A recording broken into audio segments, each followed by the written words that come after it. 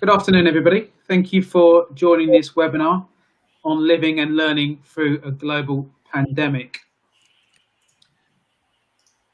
We'll shortly move through to the content, and a bit of an introduction, but a brief introduction from us personally in the first instance. So my name is Mel Manku. I'm the Regional Sector Director for Education, Science and Health for Arcadis.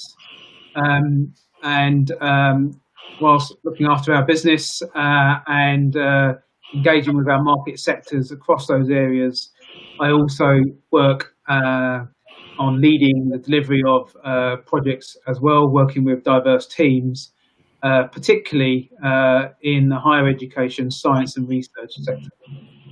Steve? Good afternoon, everyone. My name is Steve Dixon. I'm the Arcadis Account Director for the Department for Education.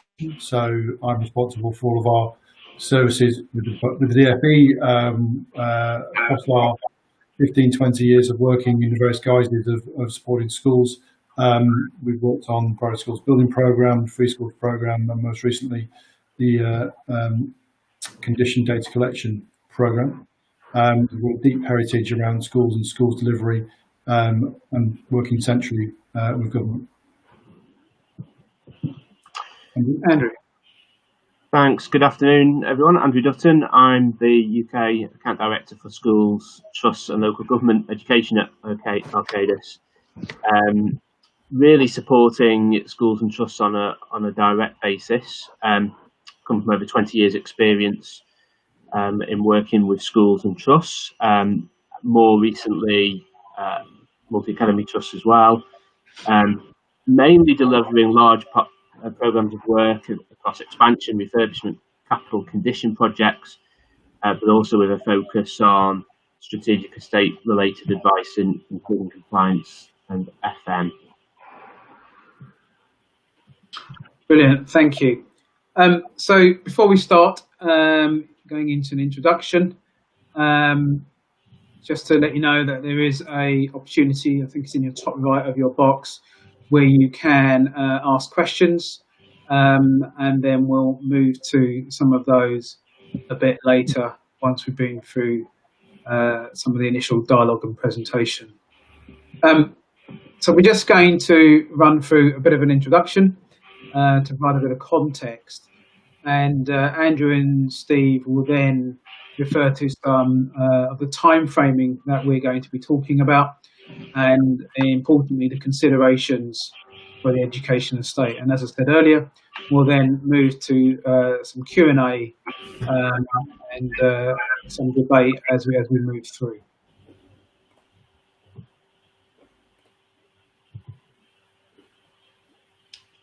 So obviously, there's been an unprecedented challenge that everyone has been faced with. We've seen schools close and not a real sort of business continuity plan in place, really. And whilst many businesses have struggled, schools and authorities have also struggled in terms of how to respond to that challenge. Schools, as of today, as we all know, are beginning to reopen. And despite having time to prepare for that reopening, many are still feeling very anxious and nervous about going into unknown territory. Obviously, there's a need to educate our children so they don't miss out on vital education time. But obviously, safety is paramount. So it's a really difficult situation for everyone involved, at least not parents.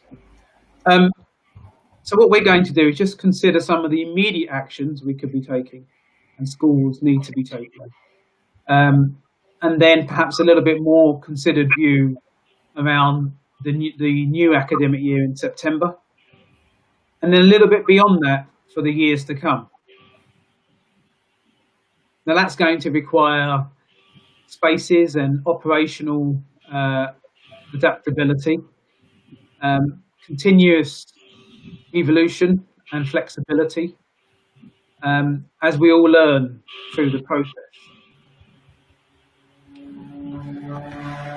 What we'll do is we'll look at 5 key elements: statutory obligations, cleanliness, space management and utilisation, operational management, and physical interventions. However, importantly, we'll look at how each of these will change as we move through the different time horizons, and ultimately arrive at a more resilient environment which we can all operate in, and perhaps be prepared for any future pandemic or the like. We're going to focus on schools today. We're obviously aware that the further and particularly the higher education sector has been pretty hard hit around uncertainty of student numbers and income. And there's, requirements that decisions that they're going to have to make around on-campus activity, online provision, indeed to make themselves resilient. But they could potentially learn from some of these early implementations that we put across schools. There will be wider considerations for schools and for HE partners, including how staff is feeling, how the students are feeling, and that could involve a number of surveys, including the workplace environment, not just teaching spaces, and of course mobility, how they actually get to work and back home safely. On that point, I'm going to hand over to Andrew. Okay, thanks, Mel. Moving on to the next slide.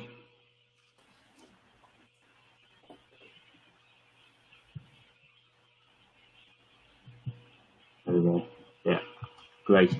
Right, we've been reflecting on the short term, medium term, and long term, and have sought to align these timeframes with the terminology of today, tomorrow, and the day after tomorrow. And what we are kind of seeing is that, firstly, today is the period really from now until September, and we're seeing that as a very reactive period. Actually, it's about responding to the challenges that are here and now, and dealing with them with a view to getting children into school in a safe manner. We've then got the tomorrow horizon, if you like, and that's really the period from September and covering the majority of the next academic year. And that is very much around a mixture of reactive and planned activity across that period. And it's about finding our feet really in terms of a new operating norm and establishing that. And then finally tomorrow, or the day after tomorrow, I should say, is about the period leading up to September 2022. See that as really being more planned, and might include a scale, a variety of physical interventions across the educational estate, where trusts, schools, likely as well universities and colleges are actually looking to plan projects and larger scale interventions that will support them really in a new an established norm, and working towards a more resilient estate. So this kind of just helps frame the discussion for today, hopefully. And what we want to do next really is consider the areas of focus for those 3 horizons that we've just kind of outlined. And some of the things that we've just established there and put in terms of milestones some of those we know about or have some insight around.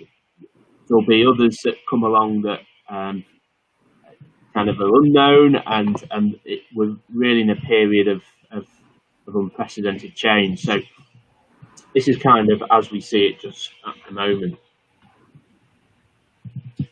I'm going to pause there because I think, Mel, you just want to consult everyone, don't you, on just before we go ahead any further? Yeah, thanks, Andrew. So what we thought we'd do is just conduct a very simple poll as we work through the different time horizons. So we'll stop off and basically ask the same question at the end of each time horizon, slightly tweaked in terms of the options. But before we do commence, we thought we'd just take a poll at this stage to get people's current view. So I'll publish the poll in a second. But basically what we're looking to do is to really ask you to choose your top 3 that you think are of most importance out of statutory obligations: cleanliness, space management, operational management, and physical interventions.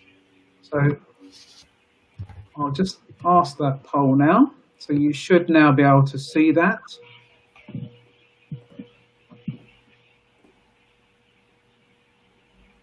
I'll give everybody a minute or so to submit their questions.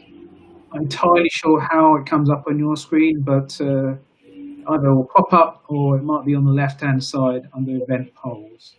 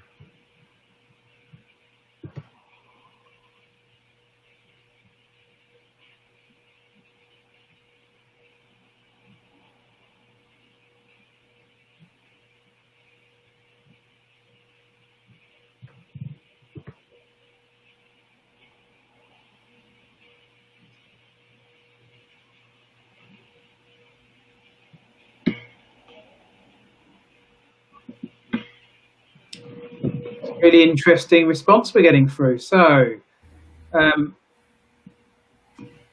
that poll there.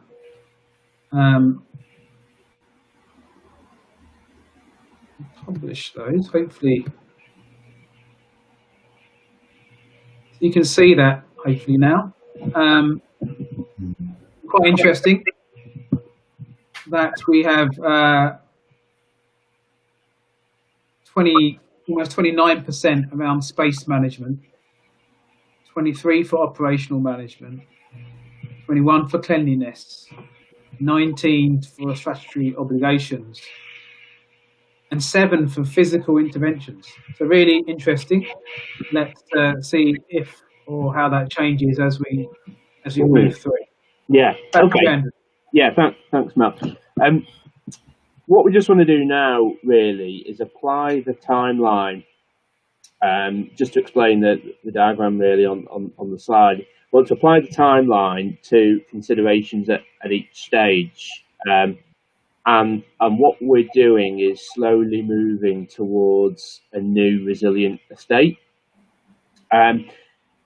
So what we've just considered is in the round what people think is more important or most important just at this present stage.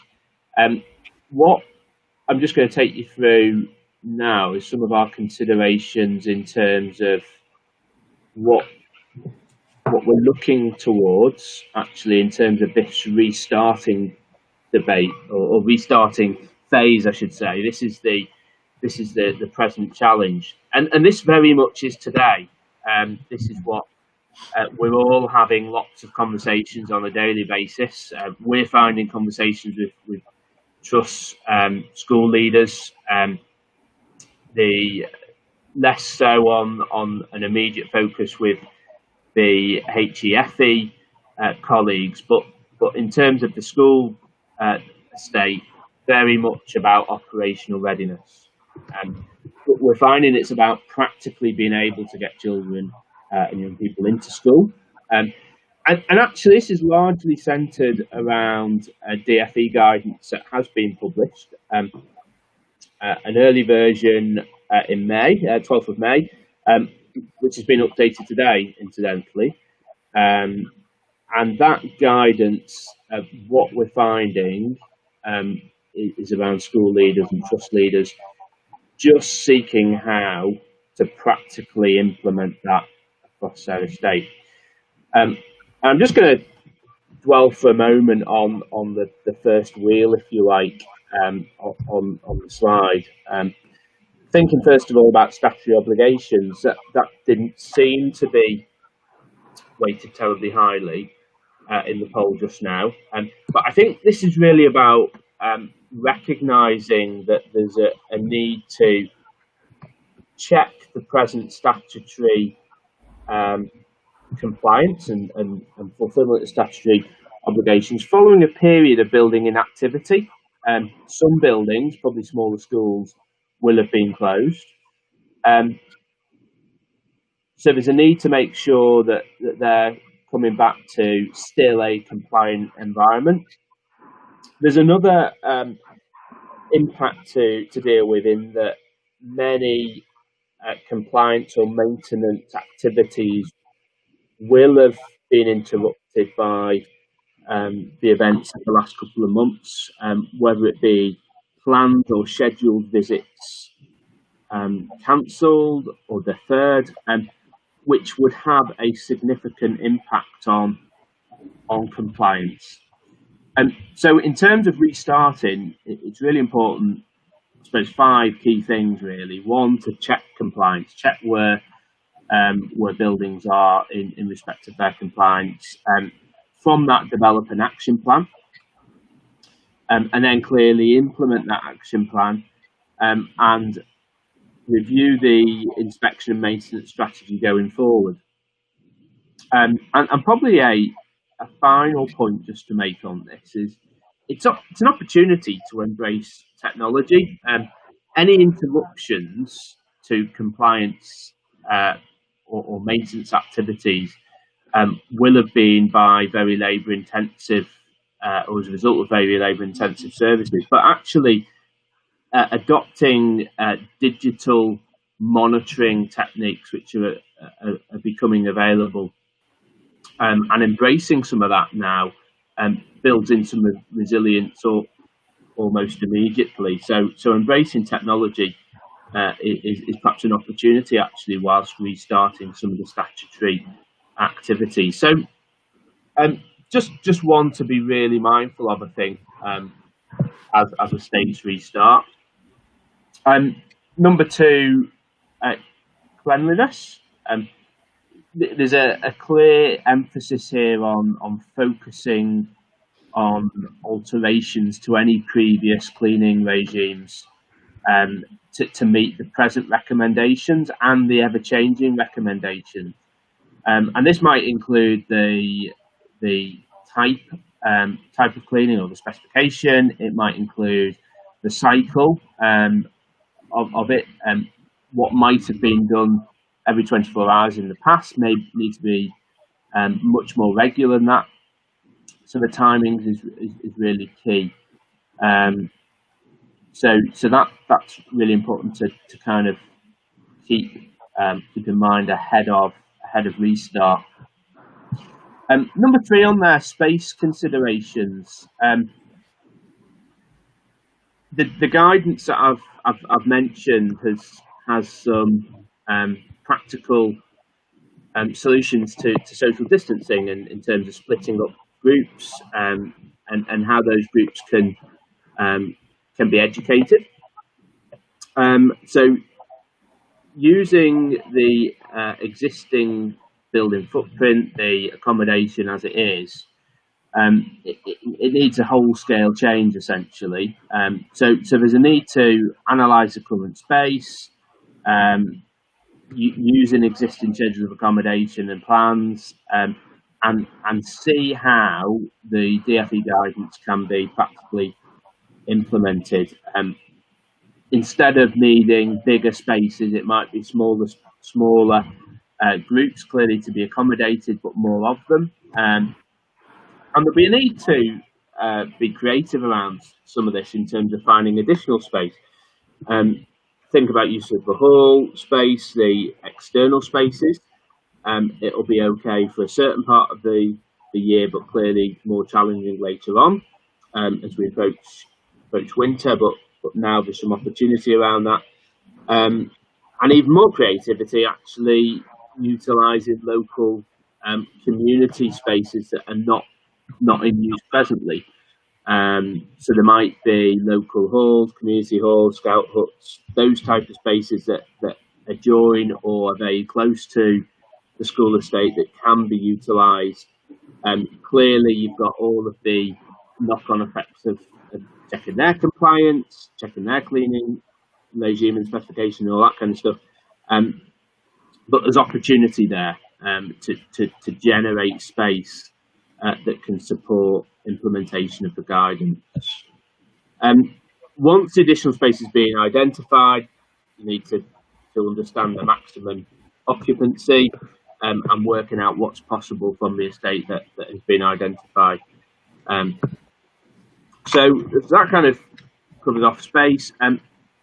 Operational management, this is implementing how it all works, the policies that need changing, travel plan, movement around the school, guidance around hand washing, queuing regimes, all of those kind of practical measures that need to be put in place is key. And this is where the operational readiness really comes to the fore of actually checking and implementing those policies, deploying them, training people about them. When the children turn up, how are they inducted into this new regime? So there's lots of operational management considerations.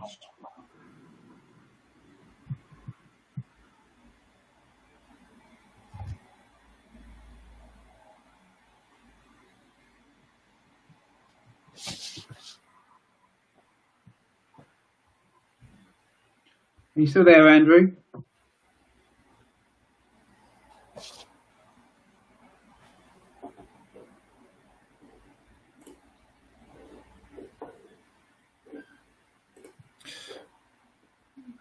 You seem to have lost Andrew there. Okay, if you want, Mel, you can hear me. Yes, can you? Yeah. Okay. So I will.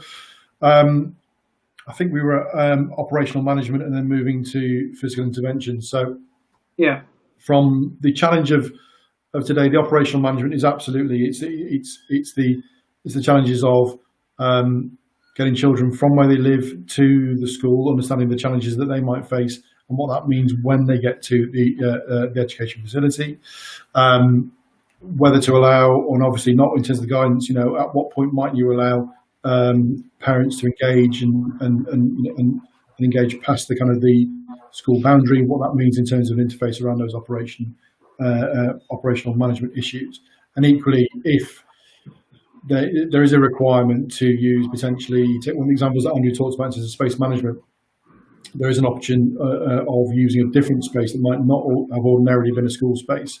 How do you operate from a staff deployment, from a pupil access movement from one space to the other? And the last one was around, number 5 was around physical interventions. The really interesting aspect to that was in terms of the poll and the response back. I think very low score in terms of what are people looking at today, and rightly so. It's very difficult to make a significant physical intervention around an education asset, any type of school building. So that could be married up with semi-permanent solutions in terms of one of the biggest challenges we've found, and we've been engaging with school users is the run up to opening today in any sort of way. In that, where do you put furniture when you've got to remove furniture from classrooms? You've got to put the ability to put more space between groups of students.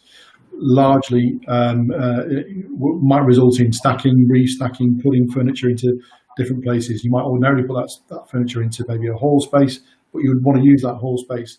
So lots of semi-permanent solutions, such as schools maybe making use of shipping containers, but maybe putting that as a secure space on outdoor space. Again, outdoor space is a premium though. So context is a challenge, but physical interventions might be semi-permanent type solutions. Maybe maybe even putting a new door access into in between classrooms that might otherwise be quite small. Just check, is Andrew back? He's not yet, but I think we can close there for the today horizon, Steve. Thanks for jumping in there. I mean, really good point you make there at the end there. Almost becoming a bit of a logistical sort of issue, certainly in the current time frame. I think Andrew's just back there. Andrew, Steve jumped in. We've just finished off around physical interventions. I'm just about to go to the poll for this time horizon, if that's okay. So everybody. Back to the poll then. I'll publish it now. And again, your top three, really, in terms of those 5 elements, once again, please.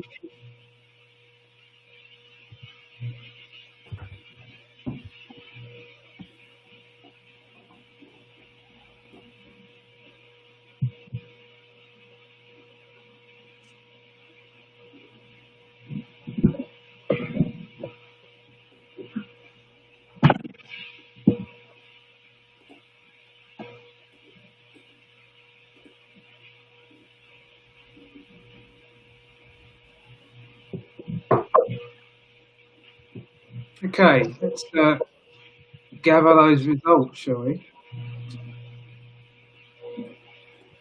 Okay, so I'll publish them now. You should be able to see that. It's some movement actually.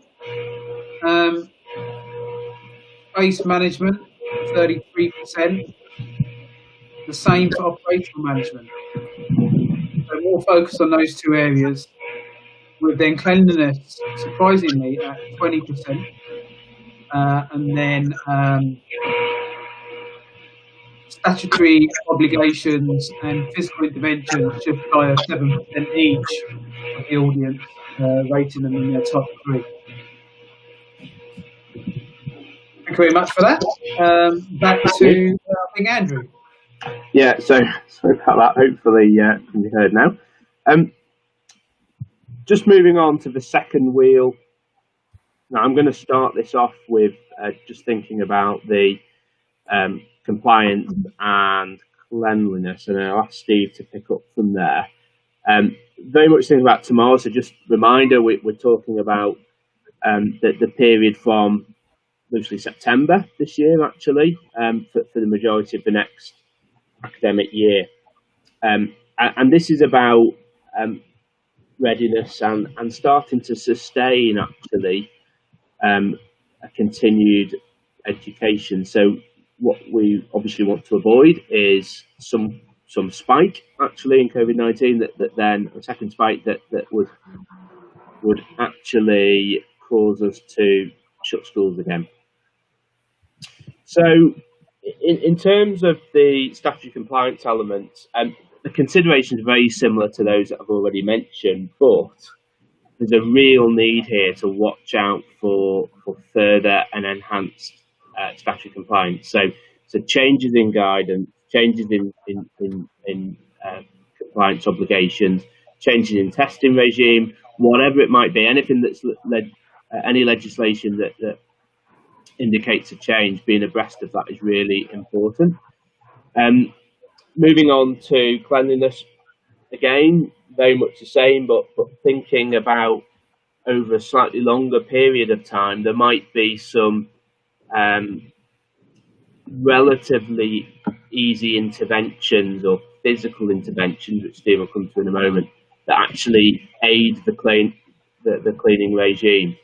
So there might be some difficult to clean surfaces at the moment. You might end up wanting to say that actually if we invest in some white rock wall panelling in lieu of tiles, that actually support some of the cleaning regime in toilet areas. So just a really simple example that could be multiplied many times over, but just an example of what might be done in this period to aid cleaning. So, Steve, do you want to pick up? Thanks, Andrew. Yeah, absolutely. So,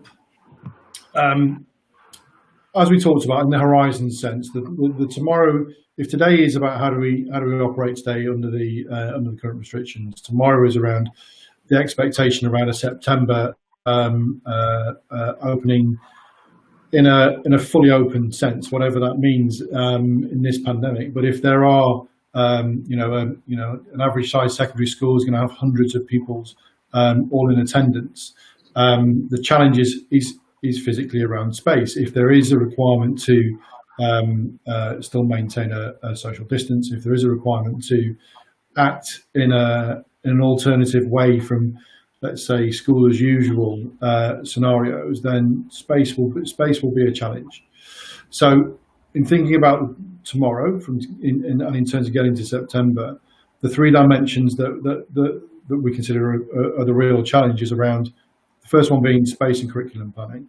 I often find in my own personal experience, let alone the teams that we lead, schools users are really creative around how to actually maximise the use of space. I don't know many school users, whether it's pupils, parents, teachers, head teachers, who believe their schools are too small, spaces are too small, there's never enough storage. Class sizes always can be a little bit challenge, whether it's physical space or managing numbers of students around, at whatever level we engage at. So the challenge might well be, again, about how do we use that space. It is about management utilisation. There may be some challenges that have arisen from being in lockdown and the way that we've engaged with students around teaching and learning that might support a way of using smaller spaces around curriculum, whether it's around use of devices, whether it's around engaging students to come in at different times of day, all of those sorts of slightly, we wouldn't have really done this if we hadn't have had this sort of situation to face down. All of those things that might be a real challenge in terms of deploying as an operational aspect. Actually, now when it comes to trying to make it easier to operate and also space curriculum plan our spaces, those sort of aspects might really help. Operational management. We're looking at using spaces in different ways, fundamentally. We've engaged with a number of schools that, if they're lucky enough to have a staff room in that sort of sense, or a staff area, they might be looking to manage their operations or engagements around their staff in a different way. If they've got alternative spaces that might not have a big utilisation, again, take the furniture out. How well can it be used to educate a cohort of students? Those are the challenges and the opportunities that we find around space and curriculum. When it comes to operations management, it's similar to some of the issues that we're finding today. If there is not enough space in a school or in a set of classrooms, what do we need to do to enable and support that? It could be hiring a local hall. It could be moving some of the school operations to a different place or space. It could be moving the central functions or maybe administration functions, or maybe the print room, or those sort of things. Putting those items into storage, using the space in a curriculum way, and it might cost more in the short term. You might have to print or bind or do those things in a different way. Now, as extreme as that may sound, some schools are having to think like that. Because they may be in very limited outdoor space. There's nothing to put outside. They've got very tight spaces inside their inner city. We've got those sorts of challenges. The fifth one is around physical asset intervention. So this is about getting ready for September. And then what we mean by this is more moderate interventions. There might be time to plan over a summer period if the education the curriculum can be delivered without needing to provide lessons, let's say, over the summer. There might be opportunities to look at those two classrooms that are actually physically quite small together.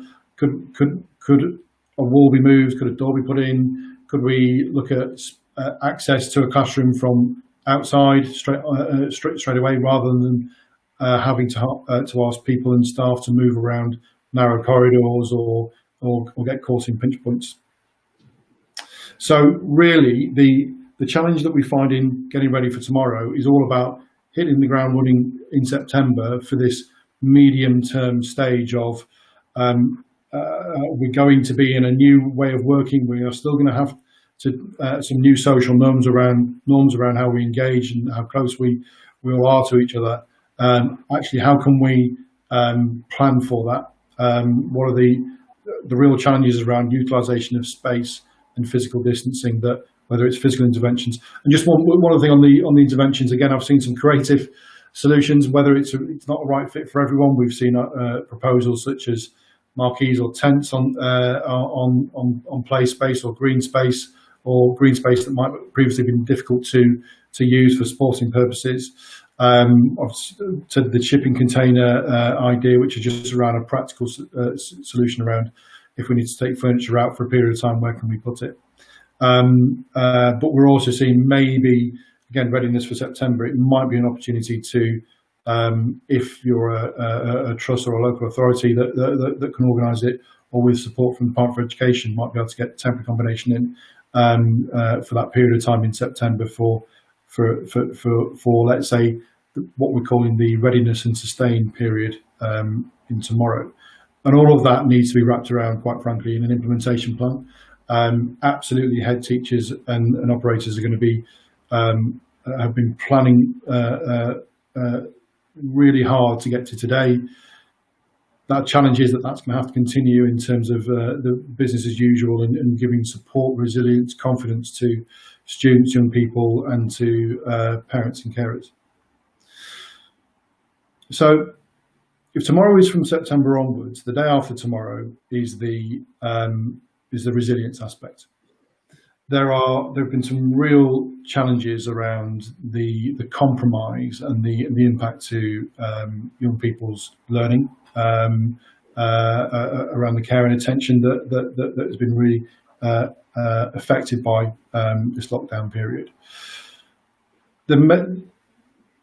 Whilst I recognise there have been some serious challenges on that, there may also have been some opportunities in terms of how people have looked at the challenges we face around the school's estate or around individual school buildings and assets.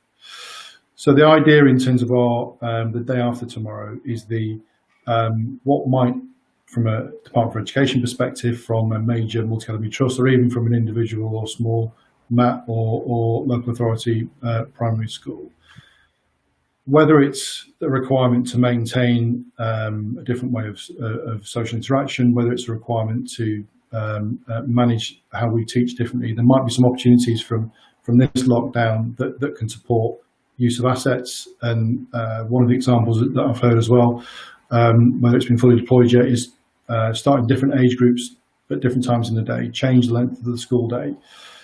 Probably about 15 years ago, it was very interesting to see some of the challenges and opportunities around doing that, around the pedagogy, the science around some students might learn better in the mornings and the afternoons and that sort of stuff. But in physical terms, if you need to have smaller class sizes, if you need to manage your space differently, then that might be one of your limited options, which is let's start some classes and teaching much earlier in the day and finish and manage differently around it, and then start other groups later in the day. Excuse me. But in terms of the 5 dials and the 5 aspects, The first space is again around those statutory obligations. I would expect that for the long-term future, there will be different requirements, different obligations, different expectations around statutory needs and requirements. Whether that's guidance, whether that's Department for Education requirements or health and safety legislation and those sort of aspects, that will not go away. With the greatest of respect, we also know that across the schools estate, that can be one of the most challenging things to always keep on top of. Not everyone is good at meeting their statutory obligations all of the time, but that won't go away. The next challenge is around cleanliness, health and safety. Picking up on what Andrew said in terms of maybe short-term opportunities of, we've seen some older schools might have really difficult to clean spaces, quite frankly, and whether it's a space that needs to be cleaned because of COVID, whether it's just good practice, those sort of issues, there might be sensible planning in terms of actually maybe we could look at the fabric of our buildings, maybe the internal fabric of our buildings, how easy it is to clean, and putting cleanliness factors into that space, factors onto those assets in those buildings. The third one around space and the future curriculum pedagogy links on where I started actually, which is around maybe different ways of operating, different ways of delivering the curriculum. Equally, we know that the Department for Education are looking at new models of schools based on revised building bulletins, which is based on an evolved level of curriculum modelling and pedagogy and teaching and learning. They're looking at it from a number of perspectives actually. One, space is a premium. Do we look to put resilience into schools physically by adding the ability for when we replace a whole school, if a school's looking to get that level of funding, do we build it slightly bigger than we might ordinarily? Do we look at the resilience around each individual school in terms of if we needed to put more space onto schools temporarily, how would we do that from a design perspective? That links into the operational needs and business continuity plans. Now, again, larger organisations, large multi-academy trusts do have business continuity plans. They are robust and strong.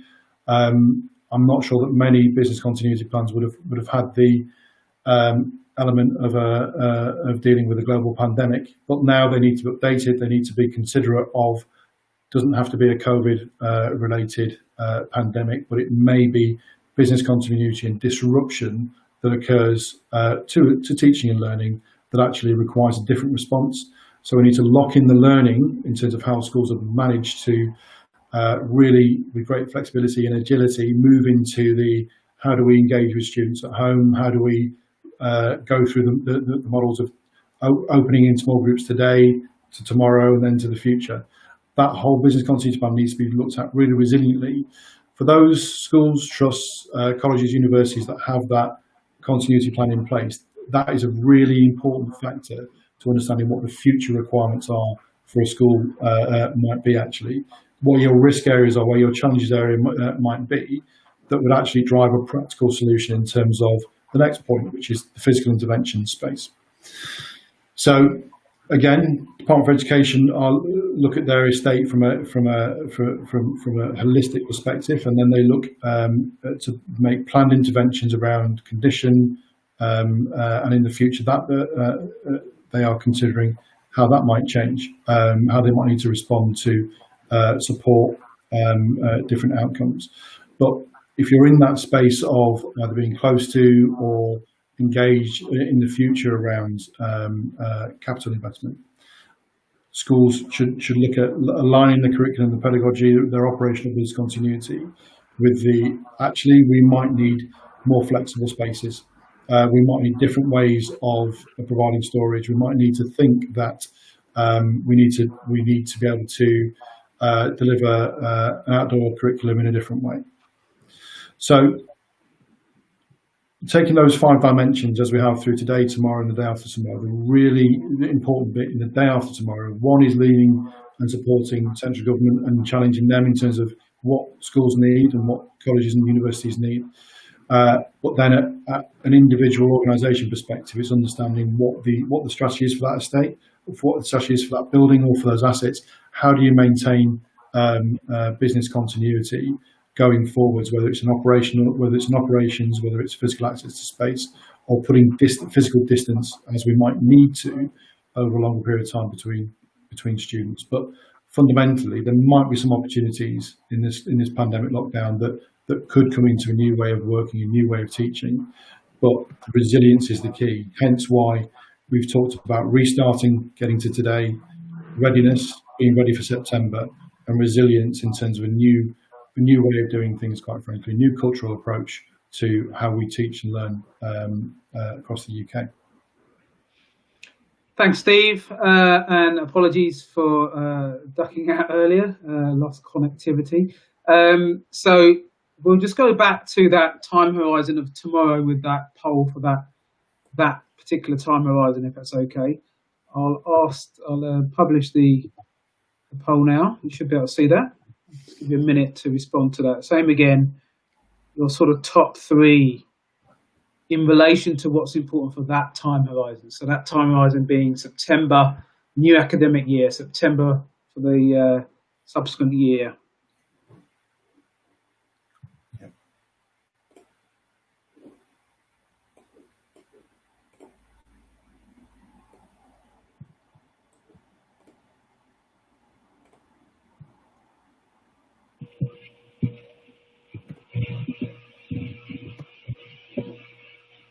Okay, so we've had a bit of a shift in terms of this time horizon. You should now be able to see those results. So operational and space management dropping to 29%, cleanliness sticking around the 20% mark. However, physical interventions in this time frame of tomorrow moving up to sort of 12.5%. With stat obligations sticking around sort of 8. So really interesting observation there. Thank you. Shall we now just move to the final poll then? This relates to the day after tomorrow, the resilience piece, post September 2021. How can we optimize our, the position we're in? How can we take some positives away from this situation?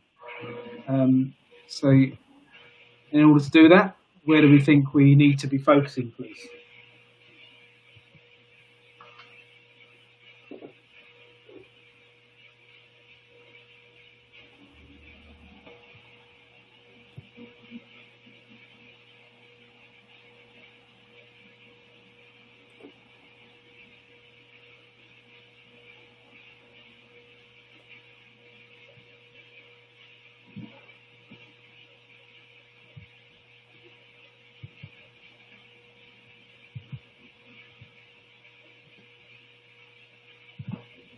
Okay, further shift.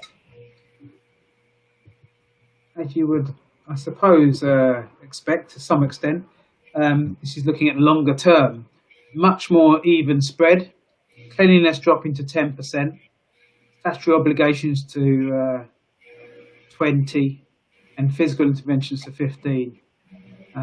Operational management and space management remaining at 25 and 30%. So really interesting stats coming through there. Thank you so much. Let's move to some questions then. So Steve, so now let's go to Andrew first actually.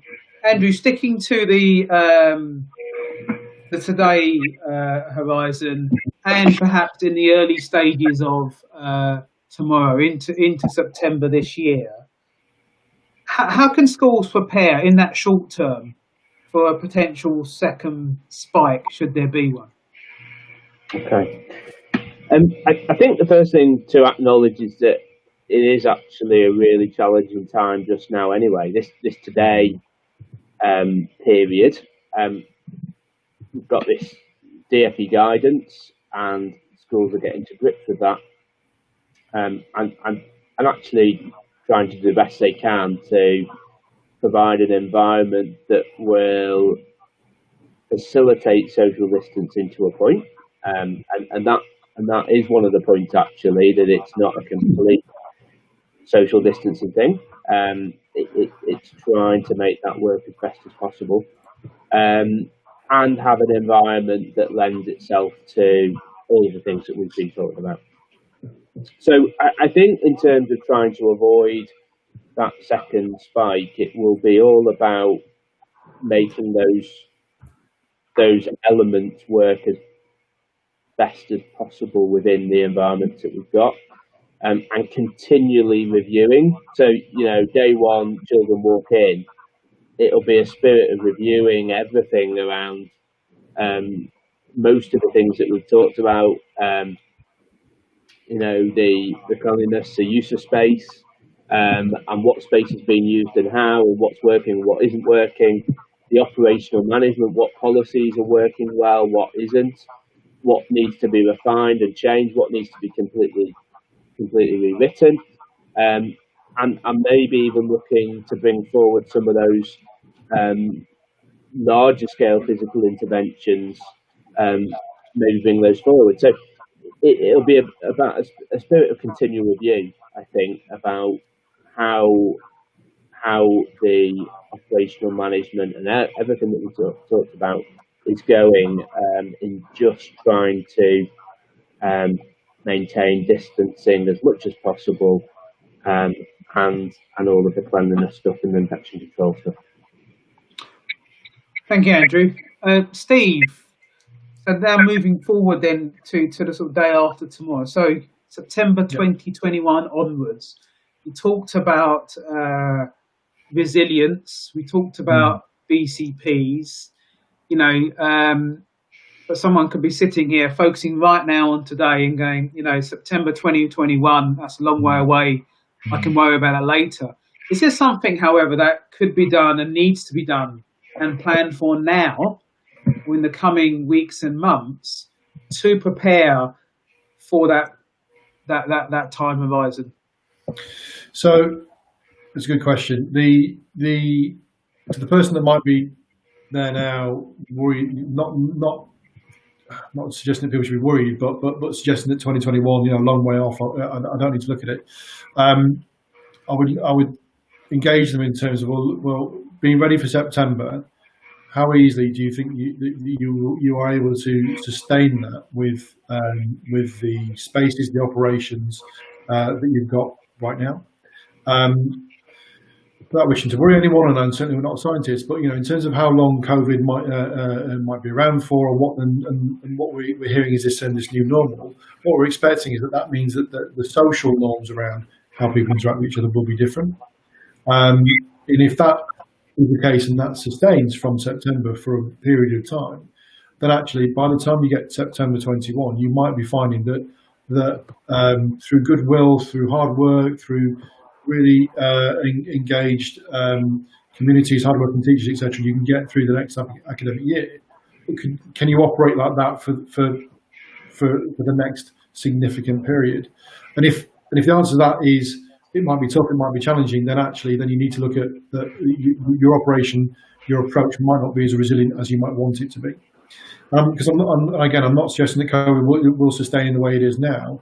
But if it's not that, it might be something else. And again, that's where we get into business continuity plan in terms of if something happens that is significant, that affects what schools are there to do, how might you continue to provide routes and access to an excellent education for young people and access to communities.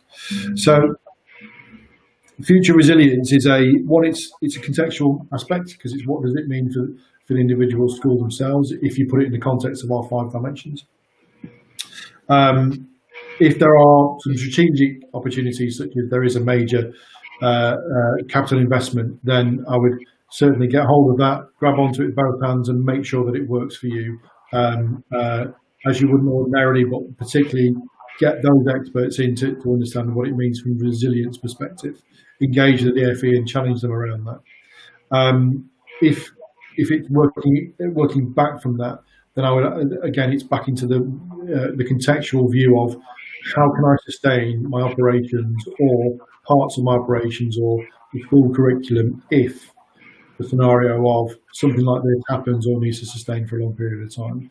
Get that articulated, get it written down, run it through your various governing body engagements, and just get buy-in in terms of what that might mean. And then actually just one more point, Mel, there might be some other opportunities, whether it's other funds, for example. We know that to help economic stimulus, that central government are looking at ways of, quite frankly, spending cash really that keeps people employed, gives opportunity, whether it's could be construction, could be around energy saving aspects, things like net zero carbon. You know, we think COVID is a big wave. You know, that's the drop dead date for that is 2050. That's going to wash over the schools estate between now and then, and not raising that as an issue, but actually there's an opportunity through that. There will be funding available at some point in some way around that. Don't just think about, well, there'll be an energy saving solution around that. Think about what that investment might be. Get hold of it. If there's an opportunity in an economic sense that the government wants to spend money with schools, whether it's around physical assets, whether it's through operations, and get hold of it, but spend it on the things that make you more resilient, that don't just answer today's problem. That's my advice. Thank you. So a little bit more of scenario planning and perhaps risk management, actually, yep. Going forward in getting more prepared. Perhaps one final question that we have here. I think Steve mentioned it, but anyone can answer. We talked about, use of alternative spaces, community spaces for learning. What are some of those opportunities in reality, and are there any learnings from around the UK that can be applied to England? Sorry, Mel, I broke up then. I'll have to make you repeat your question. Fine. It was the use of community spaces for learning. Oh yeah. And how in reality can that be implemented, and are there any learnings from around the country that can be applied to England? Just on that, I'm trying to drive you as well. The reason I've spent so long working around schools and with educators is the creativity, the resilience, the attitude of working with teachers and young people is fantastic. Actually, I really get a lot from that. We've worked around a lot of opening new schools. So if you take a free school, for example, if it's going to be a new school in a new place, it's got to open on a certain date and period of time. That typically might require either temporary accommodation or a brand new school. If that brand new school isn't ready, or there's a challenge with it, or there's things can happen or be an issue around that, then we've found some really exceptional ways of trying to find a solution to that. So whether it's some schools have heard that maybe years gone by, there may have been a challenge with an arson attack or something, a couple of weeks before the school's due to open in September. Actually, engaging and finding practical solutions around that. So that being an example, we hired office accommodation, we hired it was a local scout hut, and then a sports hall, a space and a leisure centre. It was really challenging for a short period of time for the school to operate that, but they broke themselves down into year groups and had to have a much more hands-on approach of managing students over various days not around the assets all at the same time, whilst we were working really hard to rebuild the school and replace it in the background.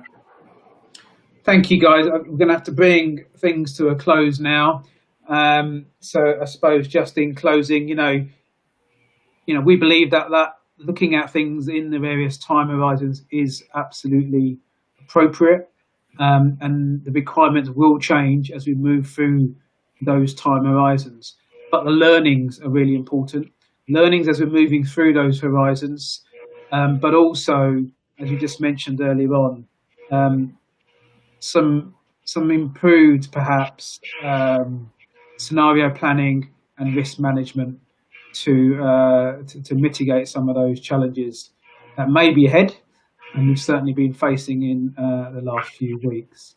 So thank you very much. Thank you for joining us. That's the end of the webinar. Thank you. Thank you. Thanks very much.